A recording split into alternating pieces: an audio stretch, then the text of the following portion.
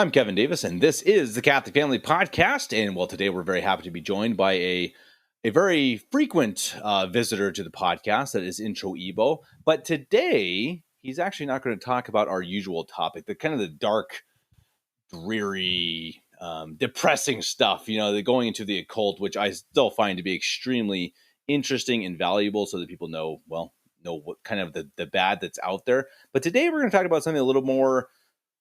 Well, I consider a lot more, what's the word? I guess optimistic, good. Uh, I think we'll leave today's show feeling better about the world than we did coming into it. And today, Introibo is going to tell us more about Father DePauw. Now, we actually, the first ever show we did with Introibo was about Father DePauw. You can go back.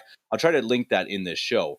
So it was kind of a brief introduction of who he was and how Introibo knew him. But today, Introibo is going to go into three stories in particular that kind of, let us know a little bit more about this great priest. And I think when the world looks back on the history of today, what is now the church in the last 60 years of what's gone on in the Catholic Church, because we all know that the Catholic Church is going to succeed. We know that it will prevail. And when the church looks back on that, and history looks back on that, they're going to see a handful of men and women who saved it, truly.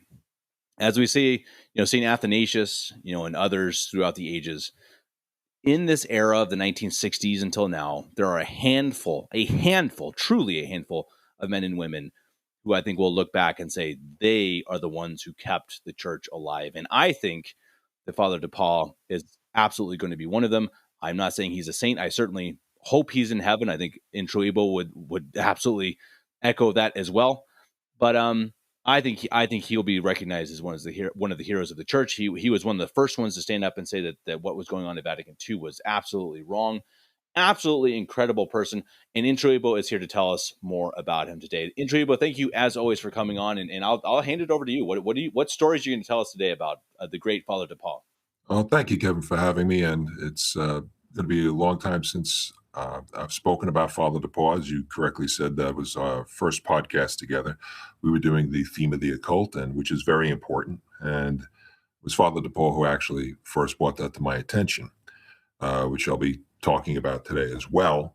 But three stories, basically. For those who want to know more about Father DePauw and my art and his the way he came out in defense of the church, go back to that first podcast and you'll hear all about it and how I got to meet him.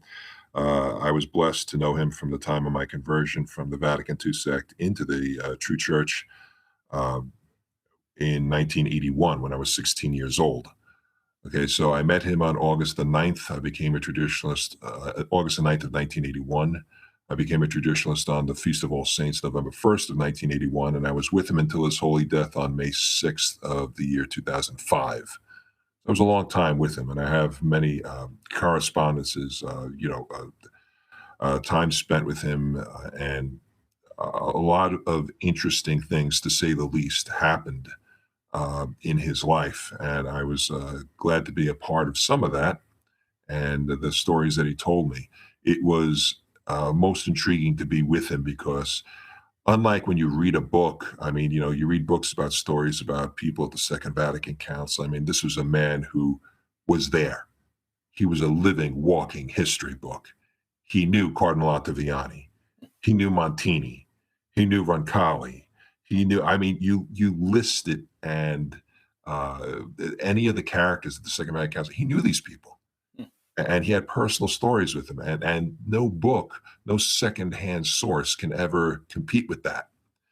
And he was the very first. I did a post called The First, that he was the very first to come out on December 31st, 1964, in open opposition to Vatican II while it was still going on.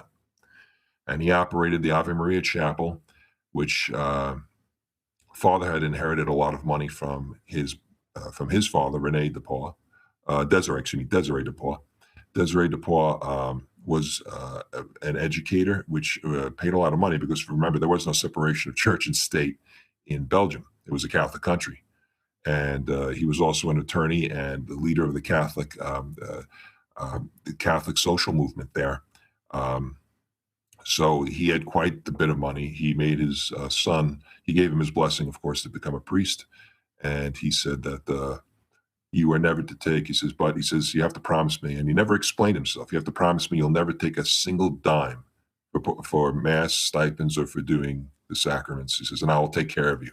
Wow. And when he did, he received what he received in American dollars at that time, $800,000, which is a lot of money. And with that, he bought the Ave Maria Chapel, which was a Ukrainian Orthodox chapel. The Ukrainian Orthodox bishop had built a big cathedral in northern New Jersey. He was just interested in getting rid of it. So he offered it, says, if you can pay cash, I'll give it to you for $38,000. And Father bought it all cash. And the first bishop to come out was not Archbishop Lefebvre or Archbishop Tuck or Bishop Mendez or any of the other names that we hear, but was actually a Bishop Blaise Kurz, who was Bishop Moderator of the Catholic Traditionalist Movement. He was the one who consecrated it on August 10th, 1968, as a Traditionalist Catholic chapel. And Bishop Kurz himself was from Germany, West Germany. He was the only Rhineland bishop not to be a modernist and to oppose the modernists. And he was the one who consecrated the chapel and operated from there from 1968 until 2005. I'm real quickly. I'm really glad you bring up Bishop Kurtz because he's another one of these truly unsung heroes that you always hear. You always hear about Archbishop Tuck. You hear about Archbishop Lefebvre, but you don't hear about about Bishop Kurtz. And it's an interesting thing. I don't actually know why that is. I suppose he didn't leave quite the legacy. He didn't go and ordain as many priests or found any, at least as I am aware, he didn't find any seminaries or whatnot. But he is another one, is, as you say, one of the very first ones to stand up and say, hey, nope, this is no longer the Catholic Church. We can't do this kind of stuff. Really, another hero. In 1966, he stood up. He stood up, and Father DePauw became, but he never offered the Novus Bogus or any of that. Neither did Father DePauw. Bishop Kurz was famous for saying that. He says, the greatest thing I did was something I never did. I never used the Novus Bogus. That's, wow. Yeah. So what I've done is I've picked three stories. There's many, but I picked three stories that have a good theme, I think, and you can take food for thought away from each of them. And these are events that had taken place. So the first one has to do with the danger of what I call being an apparitionist. And this comes from an apparitionist is somebody who, now Father DePauw was a big promoter of Our Lady of Fatima and the messages at Fatima, first Saturdays, wearing the scapula, all of that, and about the third secret as well. His brother, Father Adamar, was actually, his older brother was a Franciscan priest and was actually frequently called by the Holy Office to do investigations. He, like his brother, Father DePauw was an approved canonist. His brother was also highly educated and was sent in to do many things. And his brother also said that the third secret had to do with the destruction of the Roman Catholic Church, or the alleged attempt at the destruction of the Roman Catholic Church, and what would happen after Vatican II, which is why Roncalli never revealed it. But in spite of all this, Father had a very good mindset about apparitions and people who put too much emphasis or stock in it, as if the faith depends on a particular apparition. There are many, many dangers involved with apparitions. Now, I remember sitting in church and the chapel there back in the 1980s. I remember this is before the time of the internet, and there were people who would come in, and so I don't know how these rumors got started, but there were people who would come in, and as I was leaving, they would come to one of the ushers and say, where's the statue of Mary that cries? Mm-hmm. And it's like they were looking for miracles. People would come here and look for miracles. Mm-hmm. And so he was stumped. He's like, "What are you talking about?" He says, "There are no statues that cry here." And she goes, "Well, if it's a real Catholic church, well, then you should have these things." So the father took to the pulpit and he said, "Look," he says, and I wrote this is funny. He said, "If you ever want to invite somebody here, somebody wants to come here, please tell them the following: the statues don't cry, the crucifix doesn't bleed, and the white bird you see circling over the chapel isn't a dove, which is the Holy Ghost. It's just a seagull that got lost from the beach." The real miracle that takes place here is the miracle of having preserved the true faith and the graces that come from the Mass and the sacraments. That's the correct Catholic attitude. Now, he had gotten a visit in 1985 from a 17-year-old who identified himself as a cardinal, coming in full regalia and wanting him to address him as Your Eminence. So I asked him, "What did you do?" And he looked at me, he gave me one of those really sarcastic. He goes, as if, "Yeah, I'm really going to call him that." And he was like, "Well," he says, "let me put it this way. Before I slammed the door in his face, I called him something I can't repeat in polite company." So he was from the Palmar de Troya cult. Now, Palmar de Troya, just so you have some background before I launch into the story itself, it's a story behind the story. This is connected to, guess what, an apparition. And whether or not this apparition was of demonic origin or just charlatans or a combination thereof, it's dangerous. So this has to do with, how do we get a pope back kind of idea. Of course, there's the imperfect general council that was talked about by approved theologians. You have the material formal pope of the Sede Privationists. I'm certainly open to that, although I'm a garden variety sedevacantist. It could be true. And then you have those who believe in divine intervention. That's a very small minority who spoke about that. But you just don't go run out and elect the pope. I mean, Teresa Benz was a good example of that. The home aloner was back home alone again and decided that she and two nice people, along with David Bowden and his mommy and daddy, were going to elect him the pope. It just doesn't work that way. And real quickly, I do have to do a mention that we're actually going to record a podcast about the issues of home aloneism with Father Benedict Hughes of the Samurai. We're recording that on Wednesday. So for those who are interested in that topic, more to come in the coming weeks, because it's unfortunately more prevalent than we would think. But anyway, yeah, please continue. So, well, Mrs. Benz was that wasn't from an apparition. That was just from someone who's clueless. And when I excoriated her in one of my posts for leading people into this, 100 people or so, and we're following this guy, who, by the way, his successors is a so-called bishop of dubious orders who now calls himself Pope Michael II, and it's been found out that when he was a priest, he was involved in a sex scandal. So, wonderful. And she led these people here. And when I was saying, how ridiculous it is that 6 people, someone's mommy, his daddy, and a couple of nice people can be elected at the farmhouse.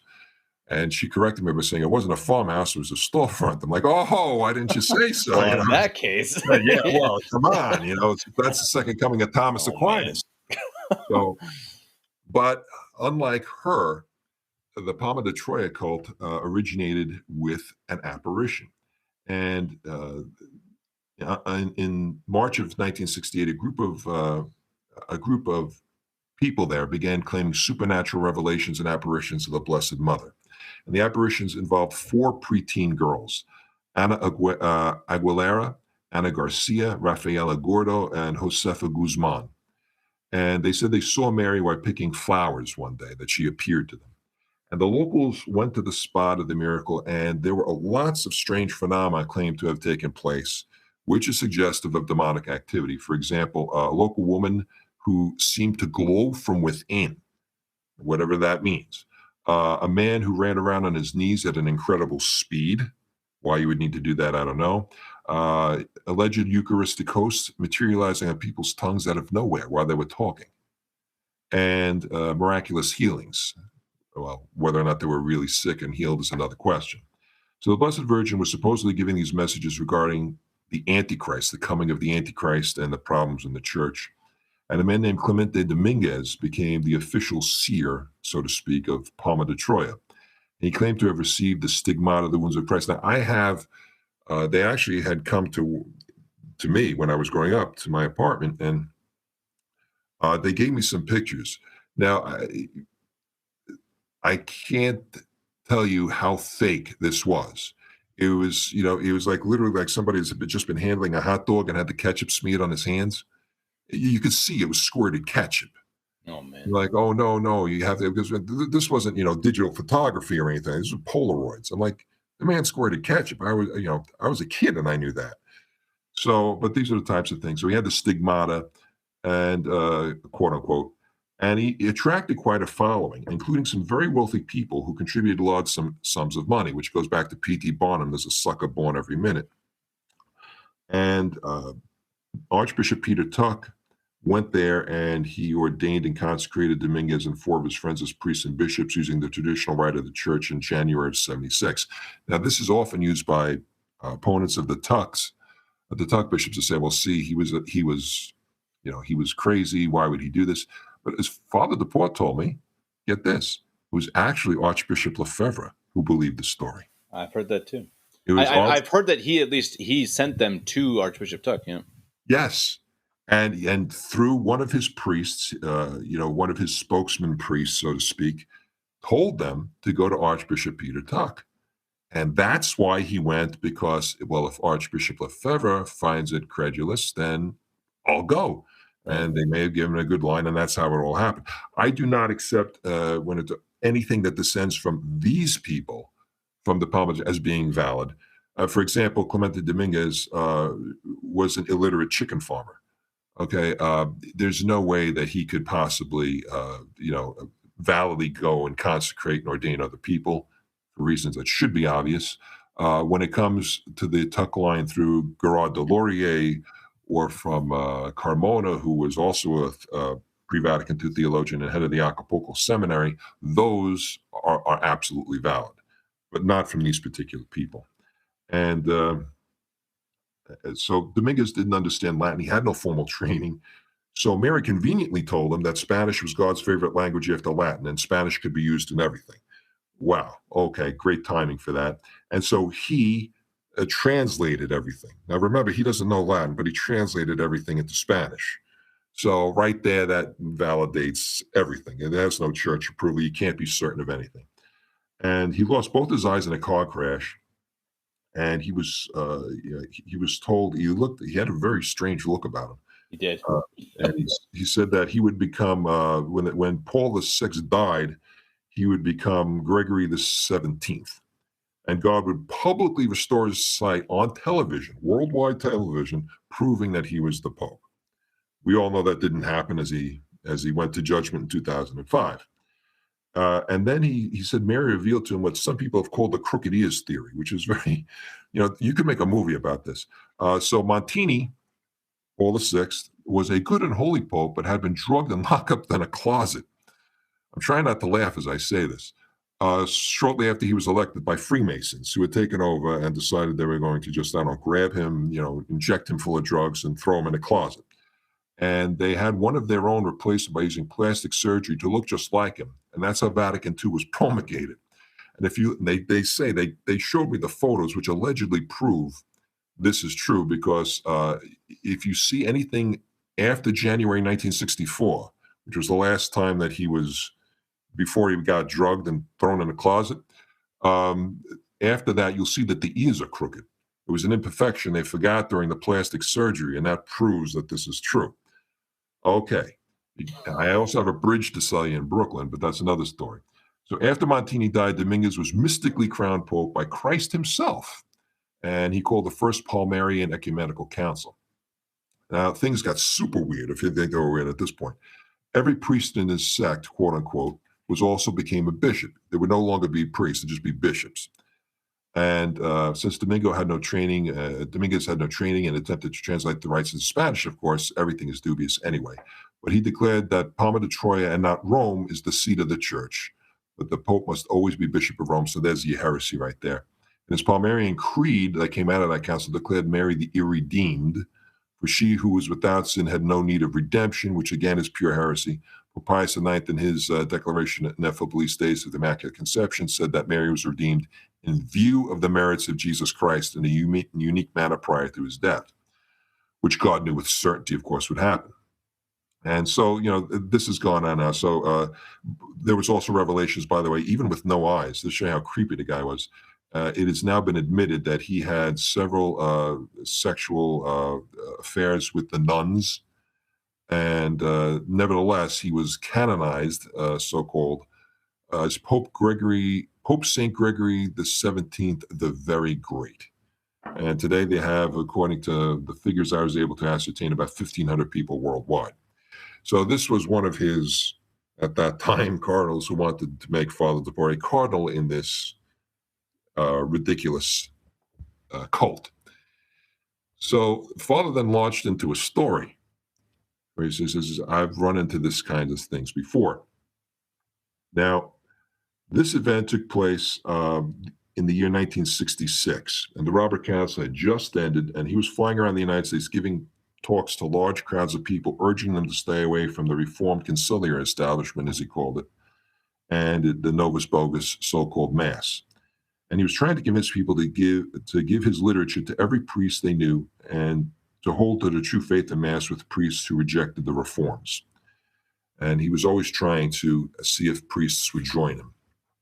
And he was in Chicago this particular time, and he had just finished giving a talk about the problems in the church and everything that was going on, and to hold fast to the traditions, etc., in a large hotel room. And he always ended with a question and answer session, but refused to see people individually, as just most of them wanted to argue with him and call him disobedient and schismatic and all kinds of names. But he made one exception to that rule. He would never refuse to talk to a true Catholic priest from any diocese or any religious order who wanted to talk to him. And he was hoping that the priest wanted to join him or could be convinced to do so. So if a priest came, yes, he would see him and talk to him in private. So the hotel manager informed Father that a priest of the Archdiocese of Chicago wanted to see him in the lobby in private. And so Father said he would go and he would speak with him. So I've redacted the names here. I don't know. I don't want these to be revealed. It was told to me in confidence. So yes, I have the names, but I'm not going to say the names of the priest. Okay. So in the lobby, Father DePauw was greeted by, I'm going to call him Father X, who was 60 years old at the time. So unquestionably validly ordained priest. And standing with the priest was a very modestly dressed and attractive woman in her mid-40s, who I'll call Mrs. Y. She was a married woman. And the woman introduced herself to Father DePauw and told him that Father X was her confessor and spiritual advisor. And Father said, well, that's very nice, but why are you here with Father X? He wanted to speak to me, and why are you even here? And Father wasn't prepared for what she said next. She says, I have visions and get messages from the Blessed Virgin Mary.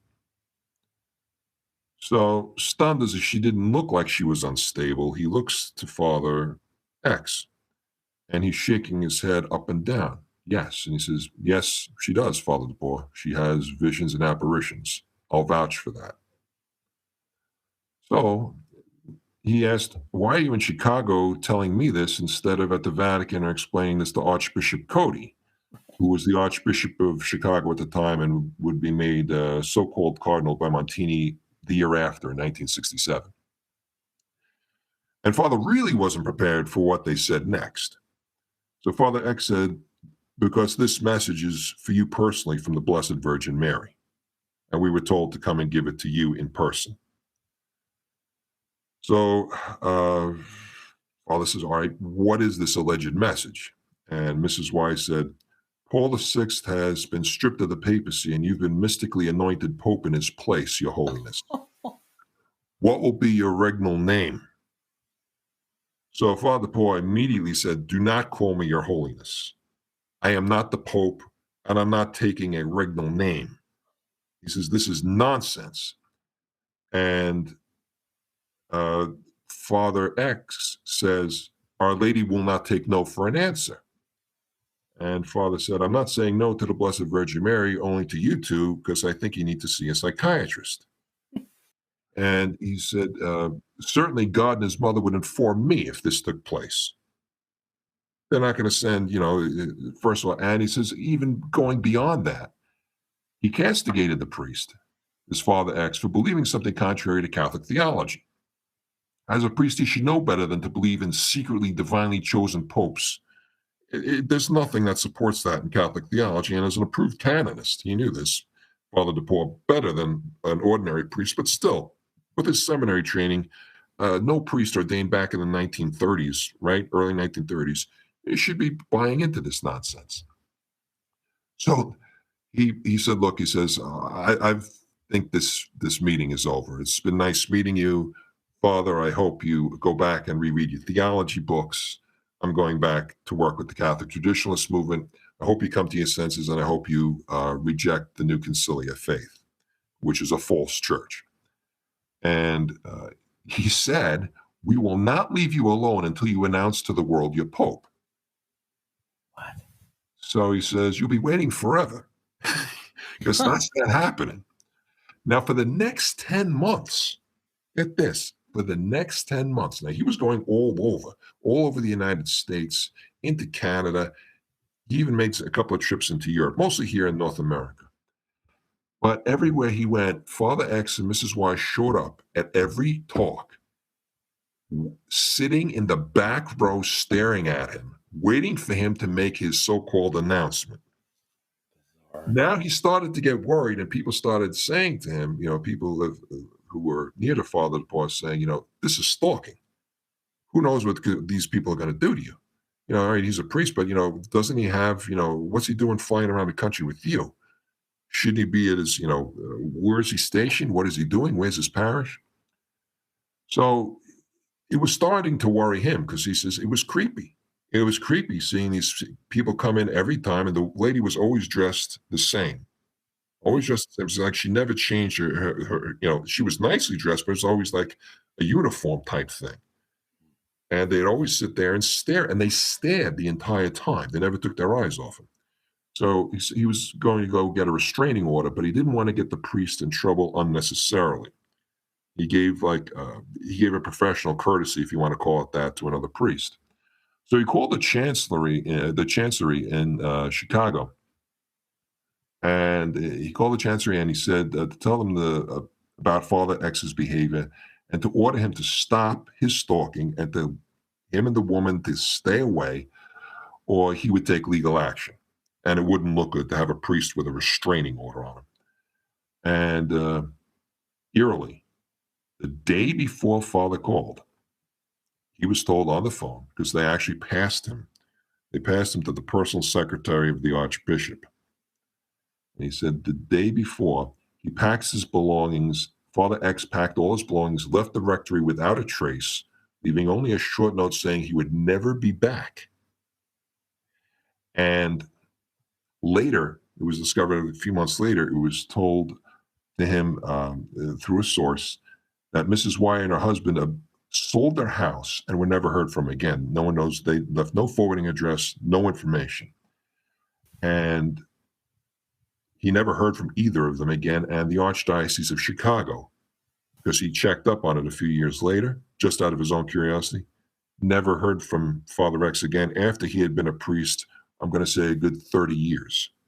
Wow. Okay. And he said to me, he says, can you imagine the damage to the church I would have caused had I fallen for such a ridiculous story? Huh. He says, hey, imagine if I had stood up and said, I'm Pope Gomar the First or some nonsense? And he said, we must know Catholic theology and never abandon it.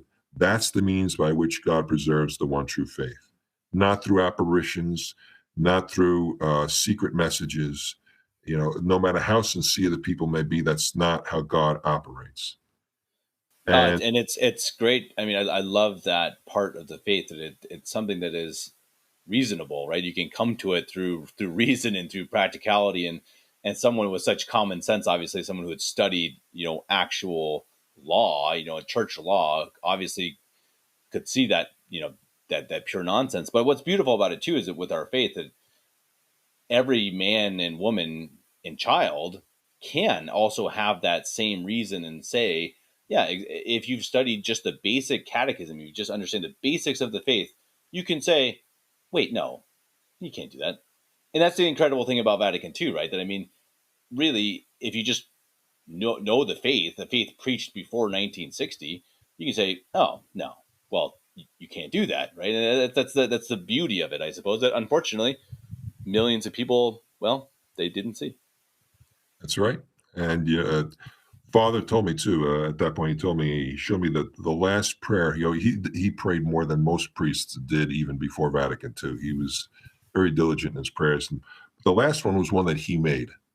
It was his own prayer then, and he just wrote it down because the verbiage came to him, and he just liked the way it sounded, and he would say it every night. He says, "This summarizes what I." So he wrote it down for me, and he handed it to me, and he said, "Lord, you know I've done my best today to keep and spread the faith. It is thy church. I'm going to sleep now.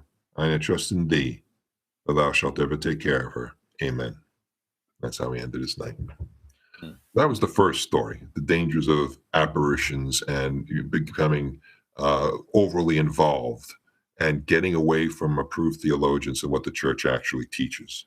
So that story held that back to me. It really sent that home to me, that message home to me, and it was really creepy. What Lord only knows what that priest and that woman were up to, and Bizarre. it is very, very much so. The second story is what I like to call a story about subtle miracles. Now that's my own expression, by the way. This is not something from a approved theologians. This is not something you're going to find in a catechism or any official teaching of the church. I want to make that clear. Okay? I don't want anyone going away saying there's such a thing as subtle miracles. No, there's not. All right, that's just a term that I'm coining and using. And what it really is, it's there are as a Catholic, you have to believe in the possibility and the actuality of miracles. Miracles can and do happen.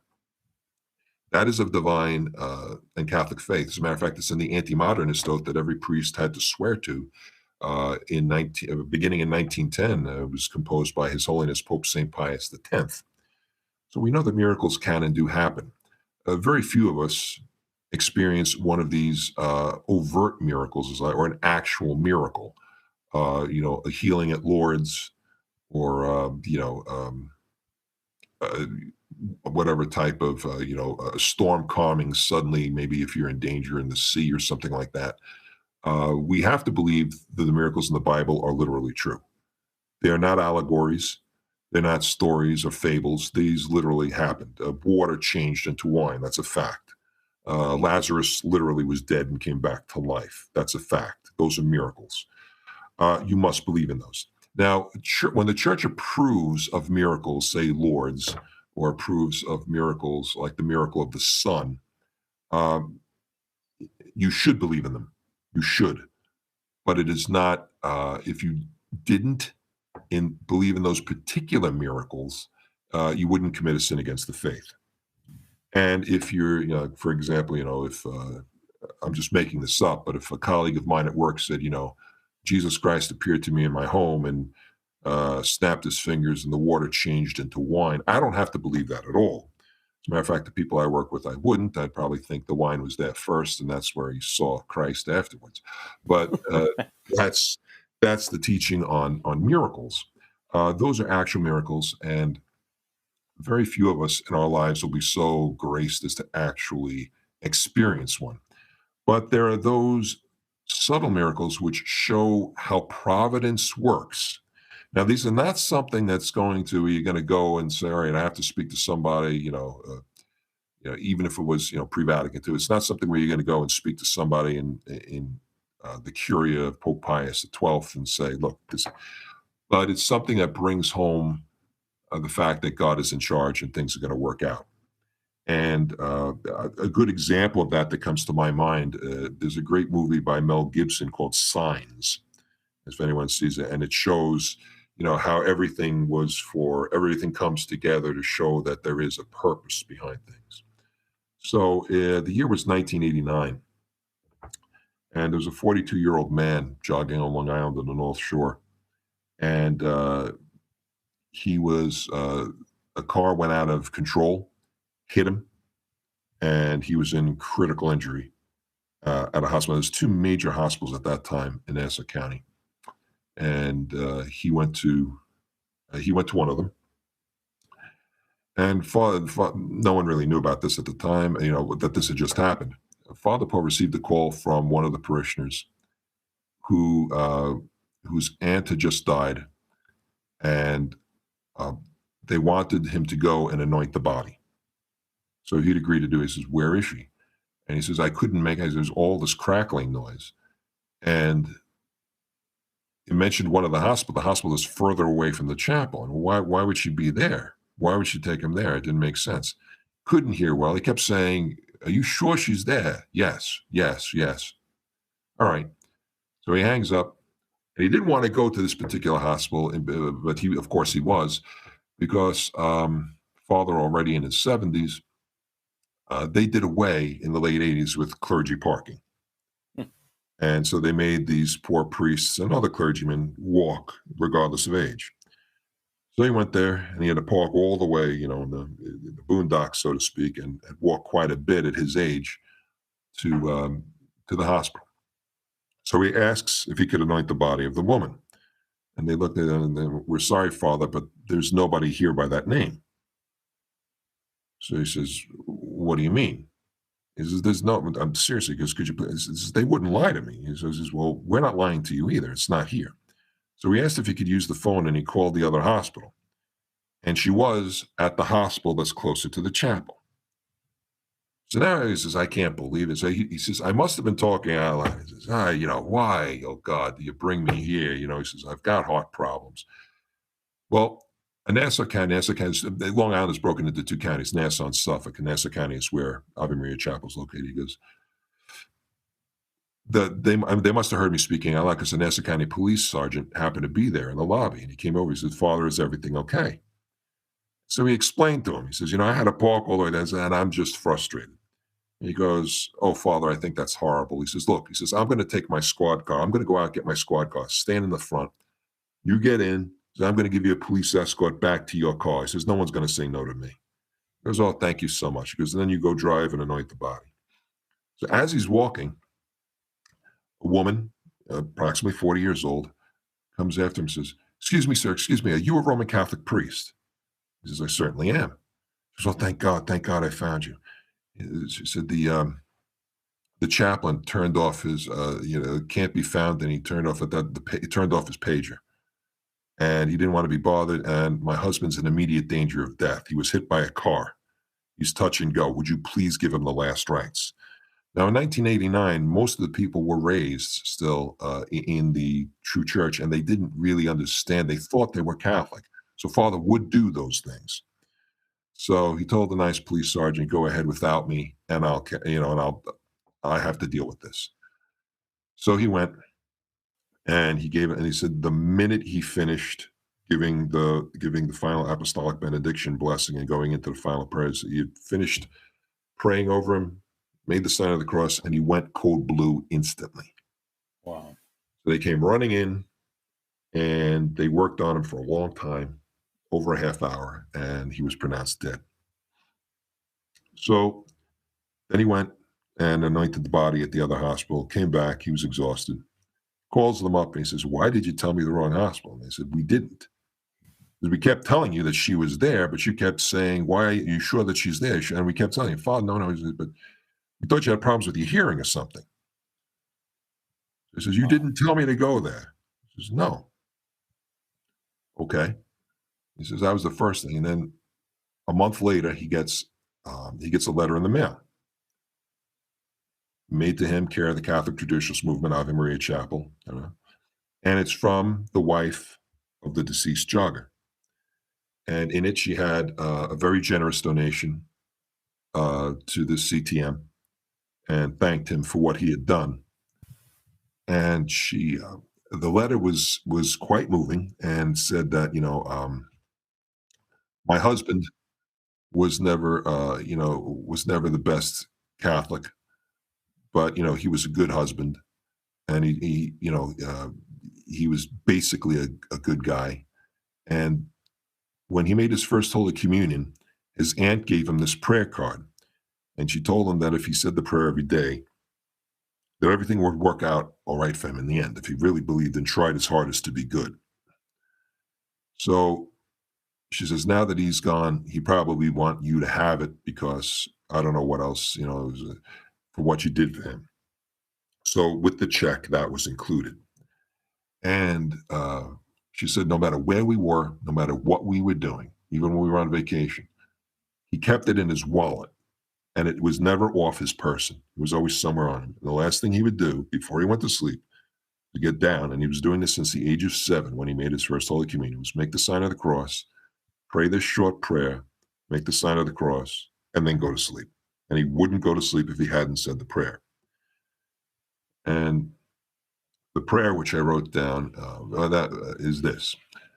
Lord Jesus Christ, I beg of thee through the intercession of thy most immaculate mother, to grant me the great grace of final perseverance. May a priest of thy one true church give me the last rites before I die. Amen. Oh. And he said he had to suppress a shudder that was going down his spine because, as you know, those prayer cards pre-Vatican II all had an imprimatur and a nihil obstat that had to be given by a bishop. And it was a bishop he knew very well when he came here to the United States. It was Archbishop. It was before he got promoted to cardinal. It was Archbishop Cook. Actually, not Cook. That came after. But Cook was a bad guy. Archbishop Spellman. It was Francis Spellman. And the date given of the imprimatur, because it was a beautiful card. It had a picture of Sacred Heart of Jesus and the Immaculate Heart of Mary in the front, and the prayer on the back. And it was, it was brown with age around the edges. And the date of the imprimatur was April 12th, 1942. Father DePauw was ordained on April 12th, 1942. Wow. Wow. That's incredible. Boy, wow. So, coincidence, again, you draw your own conclusions. I've drawn mine. Wow, that's incredible. Yeah, but what can I say? I got some goosebumps from that one. That's incredible. Wow, that's amazing. Boy, talk about, hey, what more do you need to say about perseverance and prayer? Incredible. Right. Perseverance, prayer, providence, God's providence. Wow. And that the subtle miracle, as I like to call it, things that happen in our life that show you that God's in charge without it having to be the miracle of the sun or, somebody being raised from the dead. It doesn't have to be to that actual miracle status to show you that God is still there. And absolutely. That was the point of that story. Wow. Beautiful.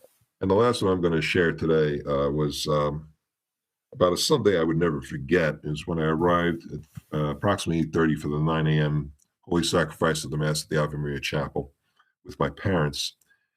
And that was usual for me. And what wasn't usual was what my parents and I witnessed on that balmy summer day in 1987. There was a police helicopter flying low and circling the chapel continuously. And not less than a half a dozen uniformed police were patrolling the chapel grounds, and there were plainclothes detectives at the entrance. So we're thinking that was anything happened to Father DePauw? Maybe like somebody broke in and, hurt him or, vandalized the chapel. So I didn't know if we could go there. God forbid a vandalization or worse. However, we were allowed to enter. As we reached the front doors, one of the detectives was looking me over because I was 22 at the time and appeared much younger.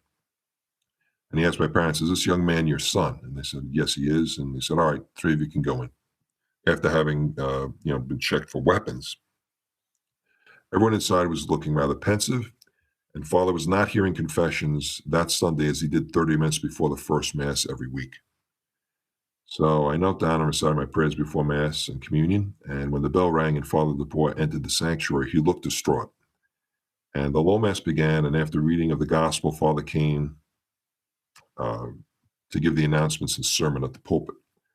And with a somber tone in his voice, he told us that the police had come there, and there had been a credible death threat made against him by some people involved in a satanic coven. Now, they said they were going to murder him to show their hatred for Jesus Christ, their hatred for Catholicism and everything that Father DePauw stands for. And all this for the glory of Satan. Now, the police, especially on Long Island, if anyone knows anything about Long Island, they don't react to threats unless they are very serious. So for them to have a helicopter and all these cops and plainclothes, it was serious. This was not some kid playing some stupid prank. They didn't come out for that. If you were lucky, you'd get one cop to come and just look the place over, and then they'd leave. That was their modus operandi. So the fact that this was taking place, it was some serious stuff. And 99% of the time, that's what you got. The 1% they didn't, you had to worry. So now I'm sitting there and I'm worried. So, but Father assured us we were not in any danger. The police had secured the grounds and checked for explosives and such. They remained in case someone would pose as a visitor with the intent of making good on the threat to murder him. And when the police suggested that perhaps he should shut down because this actually happened, before Sunday, obviously.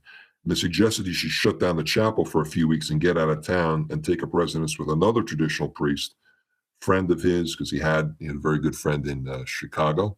Speaking of, not Father X. And Father balked at the idea. He said, if they kill me in hatred of the true faith, I would die a martyr at the altar. I can think of no better way for a priest to die. He says, but I'm not worried. My patron, St. Michael the Archangel, beat Satan before, and he'll do it again. So don't be afraid. And a defiant and faith-filled Father DePauw was there at the pulpit and told us about what was, that Satan should not be feared, only fought. And he completed the mass slowly, reverently, as he always did, and we left breathing a little easier. Nothing happened to Father, and he was told by the police and DA not to discuss the specifics of the event, which he didn't. The following week, things went back to normal. No more helicopters like that, and a big sigh of relief. Now, this was the 1980s, was a time here in the United States of the so-called satanic panic, is actually what it's called. You can look that up. And it swept the United States. And there were false and exaggerated claims of what's called satanic ritual abuse, or SRA. And it seemed to culminate with the famous broadcast on October 22nd, 1988, with the show Devil Worship Exposing Satan's Underground, presented by Geraldo Rivera. And I watched the show the night that it aired, and it was sensationalistic in the extreme. The show would be one of the most highly viewed documentaries of all time, and at that time it was number one. And to this day, it's still, I think, in the top 20. The media and the secularists want us to think that the idea of people following Satan is nonsense in all cases. And the fundamentalist Protestants want us to see the devil everywhere we look without exception. So, as always, in medio stat veritas, in the middle lies the truth. And this story says that it's the truth. This was Father DePauw brought out the rise in the occult, the rise in paganism, and the rise in actual satanic worship, which was going on. He said not to be deceived when they're telling you that it's not taking place. Sure, there were people who were making stuff up, and it was exaggerated, but was not nearly exaggerated to the point where they're making you think that it was. It wasn't a true panic where people were just, making stuff up. Some were, but the most were not. And he told me it's going to get exponentially worse. And I've witnessed that in my lifetime, as my series on the occult with you clearly shows. So there are those who serve Satan knowingly and willingly, and those who serve him indirectly. For example, I've been on your show speaking about the occult. Most people, the vast majority, I'm going to go as far as to say 95% of people who practice yoga are not Satan worshipers. Right. They have no idea of worshiping Satan. A lot of them would actually be insulted if you even suggested that. Well, I would never do that, and they wouldn't. But they're involved in an occult practice which can lead them down unwittingly to do satanic things, get involved in pagan satanic things. But there are those who, again, who do it willingly and those who are fooled. The scripture tells us Satan himself transformeth himself into an angel of light in 2 Corinthians, right? But according to the New York Times, this is interesting, how prescient Father DePauw was. It said, quote, "It is unclear how many Wiccans," and a Wicca is the official name of witches. Okay, Wiccan is the religion, and they're called, and it's not, men are not called warlocks and women are, witches are for both men and women. It's unclear how many Wiccans and other pagans there are. The 2001 American Religious Identification Survey given by the City University of New York found that Wicca was the country's fastest growing religion with 134,000 adherents compared with approximately 8,000 in 1990. Now, when Father was talking to me about this, it was 1987. So there was just under 8,000 adherents at that time. All right. So let's say 1990. All right. So 1990, and in 21 years, it grew from 8,000 to 134,000. That's exponential growth. It's not like there was 8,000, now there's 10,000. 8,000 to 134,000. It continues. The actual number may be greater. Some people may have been unwilling to identify themselves as pagan or Wiccan for the survey. Others combine paganism with other religions. And that was published in May 16th of 2007, talking about the 2001 survey. As to those who identify as pagans, pagans being polytheistic, animistic, or pantheistic pre-Christian religions, some studies suggest that there are at least 1.2 million pagans living in the United States right now. Pew Forum on Religion and the Public Life says that there are 1.5 million Hindus, 1.2 million Buddhists, 3.45 million Mohammedans. Right? The fact that there are currently millions of witches, animists, and other pagans in the country is reason enough for genuine concern. Even the Bible says, quote, "But the things which the heathen sacrifice, they sacrifice to devils and not to God. And I would not that you should be made partakers with devils," unquote. That's 1 Corinthians 10:20. So don't forget that Pope Pius XI clearly establishes Islam as dark, the darkness of idolatry and of Islamism. So that's evil. And he puts that in the dedication of the human race to the most sacred heart of Jesus. Now, the growth of these religions allow for greater demonic activity. Yet the Vatican II sect says, quote, Nostra Aetate, paragraph number 2 and number 3. The Church therefore exerts her sons that through dialogue and collaboration with the followers of other pagan religion, pagan is added, other religions, meaning pagan religions, carried out with prudence and love and in witness to the Christian faith and life, they recognize, preserve, and promote the good things, spiritual and moral, as well as the socio-cultural values found among these men. The Church regards with esteem also the Muslims. Notice the absence of any mention to convert them to the one true church, and it goes right along with Bergoglio. Proselytism is solemn nonsense. There is no Catholic God. Right? Good people who are raised in the sect thinking they are Catholic come to accept rather than reject paganism. One of the major reasons, Father alerted me to this fact, that is allowing them to say, well, it's not that big of a deal. So the main rise, now he gave me what he called the institutional reasons and the acute reasons. The institutional reasons go to, of course, Vatican II. And the main cause of the rise in paganism and occultism, the occult explosion, the occult invasion, and even Satanism itself goes back to three things. The false ecclesiology of Vatican II. The heretical ecclesiology that tells us the Church of Christ is distinct from the Roman Catholic Church, but subsists there because it has all the elements of the Church of Christ. The Church of Christ and the Roman Catholic Church are no longer one and the same thing. The Church of Christ subsists there, but it also subsists in other places, depending on how many elements it has. So to have all the elements is best, but just having some elements is good too and leads to salvation. That's in Lumen Gentium of Vatican II. This explains why Nostra Aetate, which I just cited to you, could praise the false and diabolical sects of Hinduism and their demonic gods, demon gods, literally demons, Buddhism, and Islam. It also explains how so-called Saint Wojtyla, John Paul II, could kiss the evil Quran because it contains some elements of truth. I wonder if that's a second-class relic now. You realize that, right? He's a saint and he kissed it? Do we have to venerate that as a second-class relic? All right. Now, but listen, Kevin, using that exact same reason, right? Using that exact same line of thinking, well, let's kiss the Satanic Bible. That has some truth in it, doesn't it? Sure. Satan exists, right? So let's kiss the Satanic Bible. Makes sense, doesn't it? Well, no, unless you buy into this perverse and false heretical nonsense.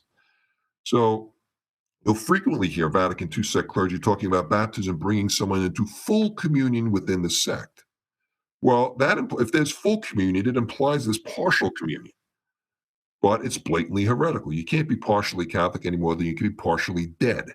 You're either dead or you're not. I was going to say partially pregnant, but now, believe it or not, there's a New York State constitutional amendment coming up this year. I kid you not, to protect all 58 genders and pregnant persons, not women, persons. So some mentally ill person who thinks that they're some mentally sick woman who thinks that she's a man and gets pregnant.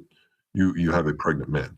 But see, I'm glad you bring that up real quick, because I think that it's so prevalent in what we hear in the news and stuff. This crazy transgenderism and stuff. And I think it's a vast minority of people who have these things, but I think it's very clearly shows you the touch of the devil. I really truly satanic type stuff, because it truly is this mockery of God, mockery of human kind. I mean, it's really incredible. I mean, and when you really think about it, okay, well, who would do that? I mean, of course, it's the devil. And I think, as you mentioned before, so many of the things that we do and that we watch and that we allow, as you say, hey, if I'm a Novus Ordo Catholic and I can just go and hug a Hindu at some point, well, okay, great, why not? And I think that this type of stuff absolutely does just open the gates for Satan. And well, guys, look at our society. Look at the world. Look what is happening right now. I mean, they murder babies by the millions and then say men or women. I think the devil just might be, kind of running amok at this point. Absolutely.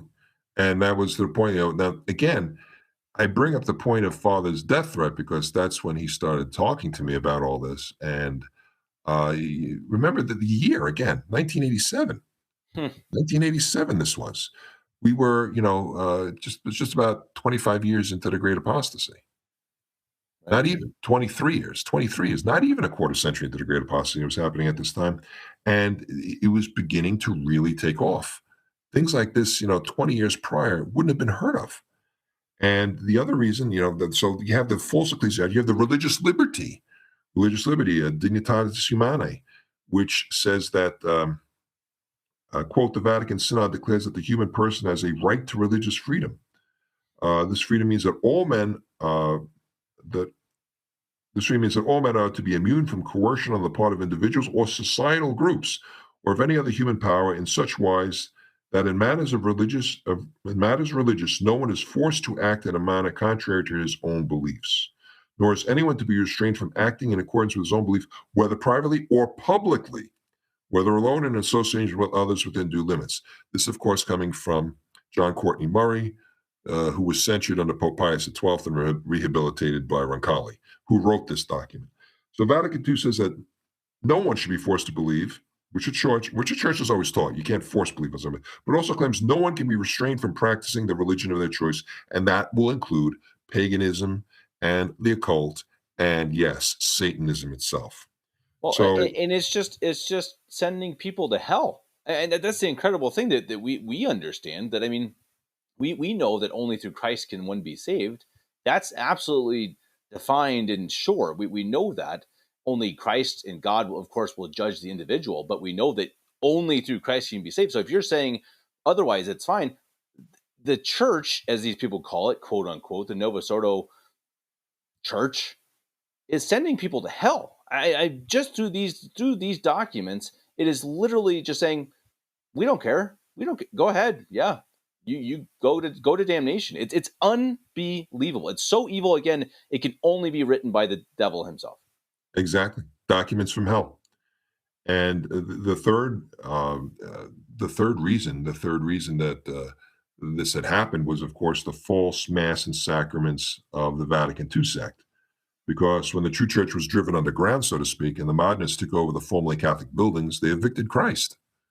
And when the Mass is replaced by an invalid bread and wine service, the grace that comes to humanity from the unbloody sacrifice of the cross was diminished.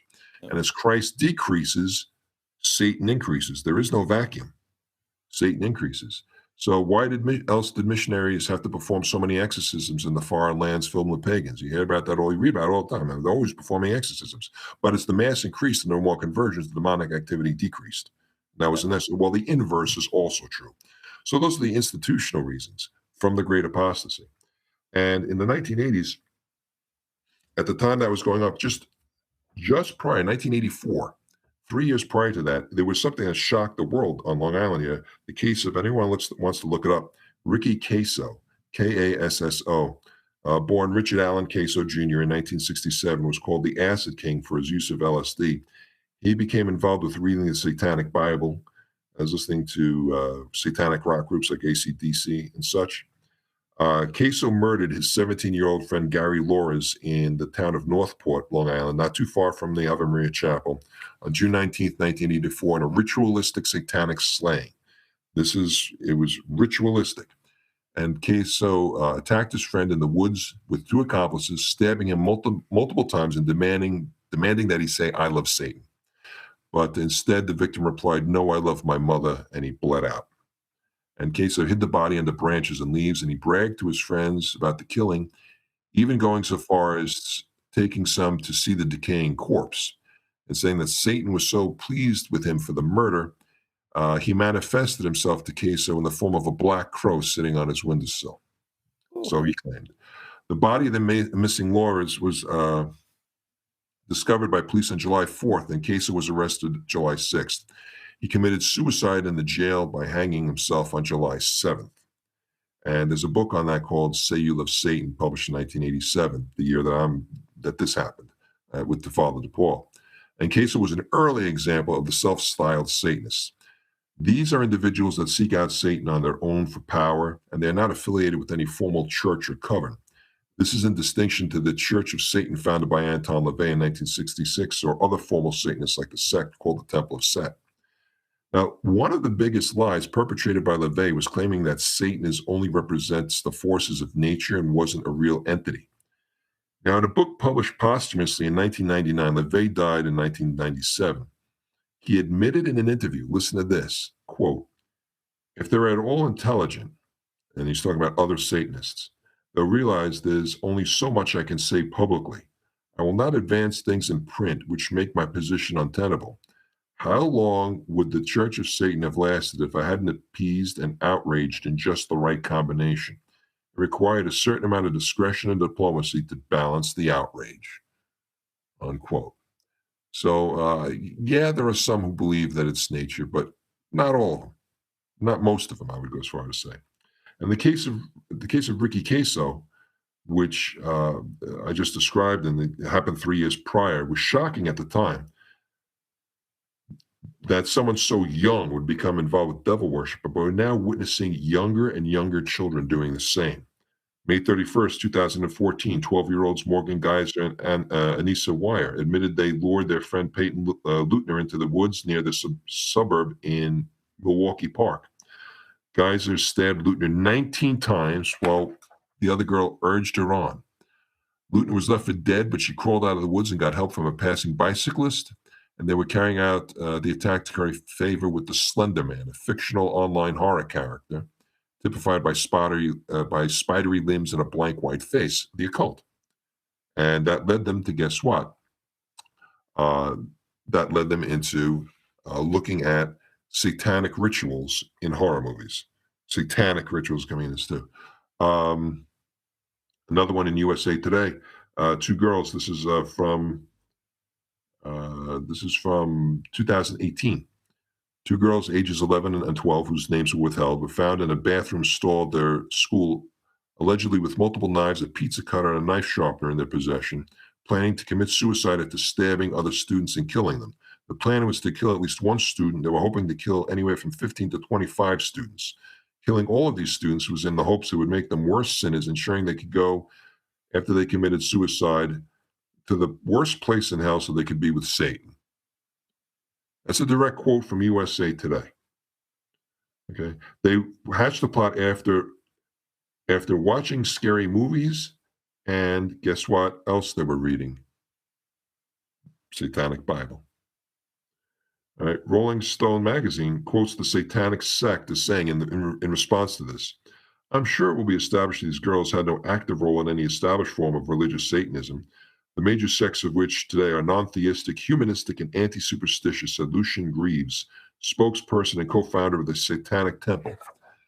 Their distorted perspective of what Satanism is, and their apparent supernatural belief in what Satan wants is almost certainly the product of Christian upbringing, possibly an attempt at the tired devil made us do it nonsense.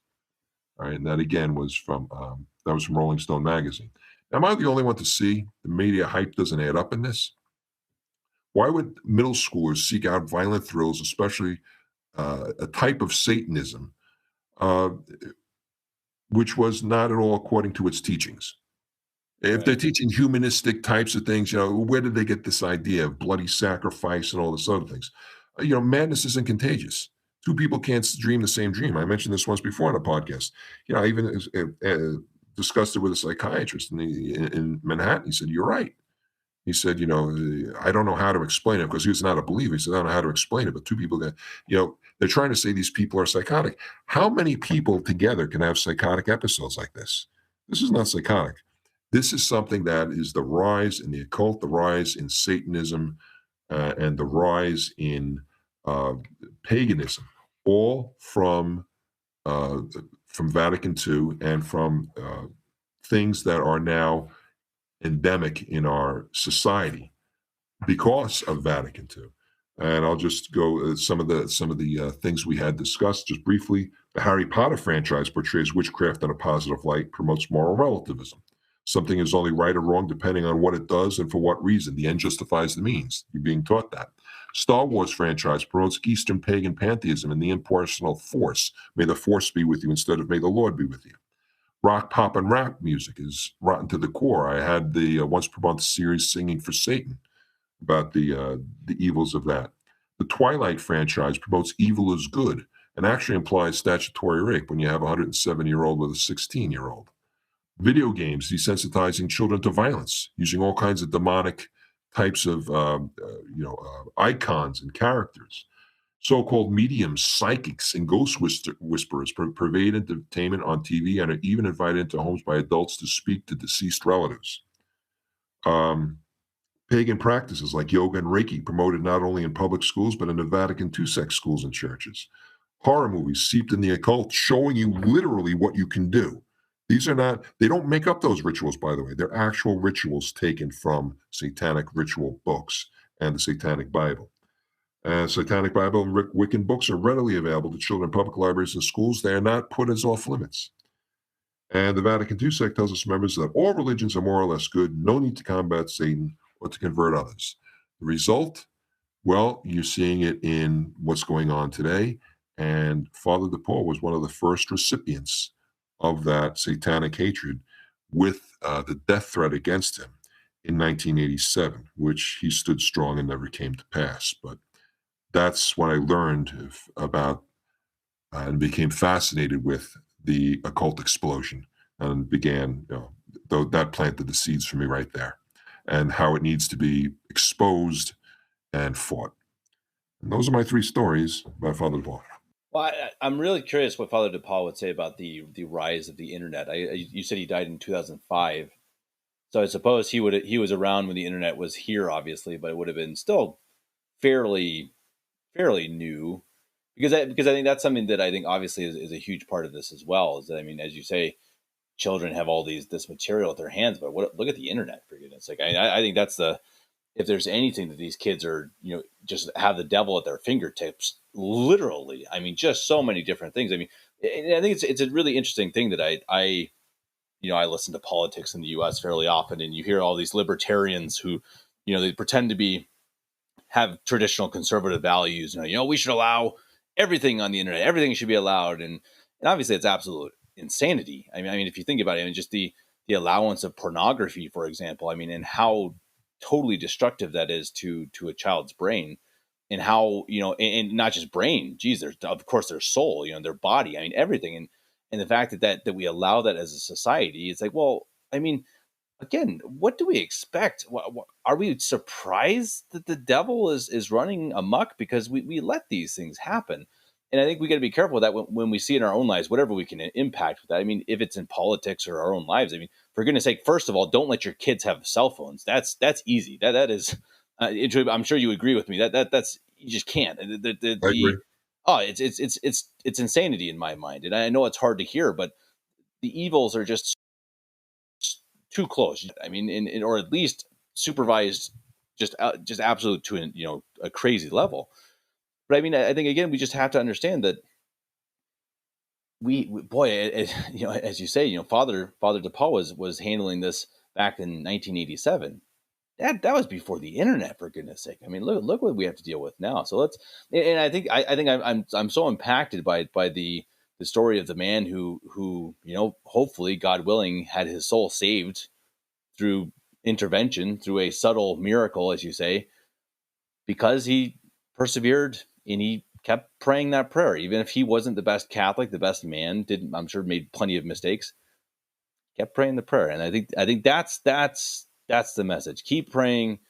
Don't give up on that. And so many stories I've had on just this podcast.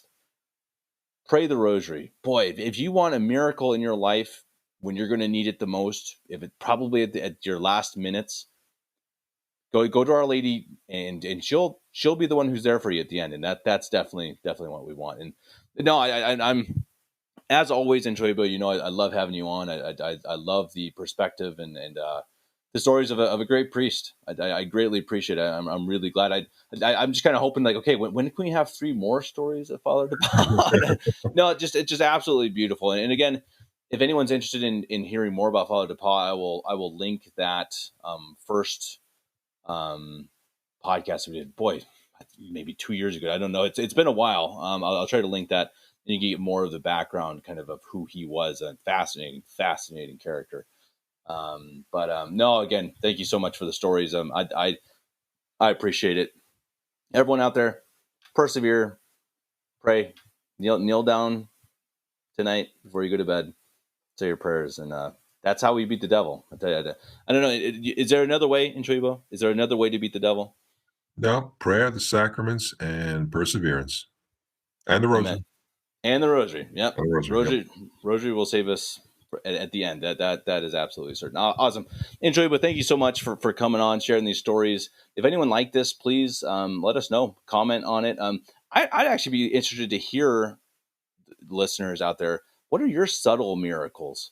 Because these are beautiful stories to me. And again, as Introibo so well said, these are not things you have to believe. These are not binding to your faith, but to me, they're inspiring because it really does show that God is at work, actually at work in our lives and in the world. So let us know what yours are. I'd be curious to hear them. You can leave them in the comment section or email me, kevin89davis@gmail.com.